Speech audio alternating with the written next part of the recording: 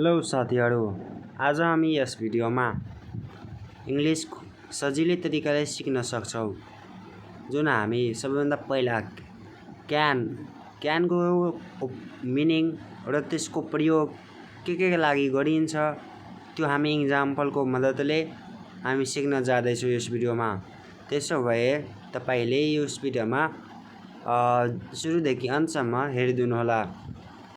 लौ त हामी सुरु गरौँ है। सबभन्दा पहिला रहेको छ इक्जाम्पल हाम्रो 1 मा रहेछ आई क्यान स्विम। यसको नेपालीमा हुन्छ म पौडिन सक्छु। क्यान भनेको कुनै काम गर्न सक्नु। त्यही भएर जब तपाईले कुनै काम गर्न सक्नुहुन्छ भने त्यहाँ क्यानको प्रयोग गर्नु हुन्छ। त पहिला हाम्रो थियो आई क्यान स्विम भनेको म पौडिन सक्छु। त्यसपछि नेक्स्ट रहेको छ we can cook food. We can cook food भनेको हामीले बेलुकाको खाना पकाउन सक्छौं। थर्ड मा रहेको छ he can drive a car. He can drive a car यसको नेपालीमा अर्थ हुन्छ उसले गाडी चलाउन सक्छ। इक्जाम्पल 4 मा रहेको छ सी क्यान स्पिक इङ्ग्लिश। ऊ अंग्रेजी बोल्न सक्छ। सी क्यान स्पिक इङ्ग्लिश, ऊ अंग्रेजी बोल्न सक्छ। 5 मा रहेको छ can you open the door. के तपाईं ढोका खोल्न सक्नुहुन्छ? Can you open the door यसलाई हामी नेपालीमा कसरी भन्छौं? के तपाईं ढोका खोल्न सक्नुहुन्छ? 6 नम्बरमा रहेको छ आई क्यान वर्क हार्ड। म मेहनत गर्न सक्छु। आई क्यान वर्क हार्ड, म मेहनत गर्न सक्छु।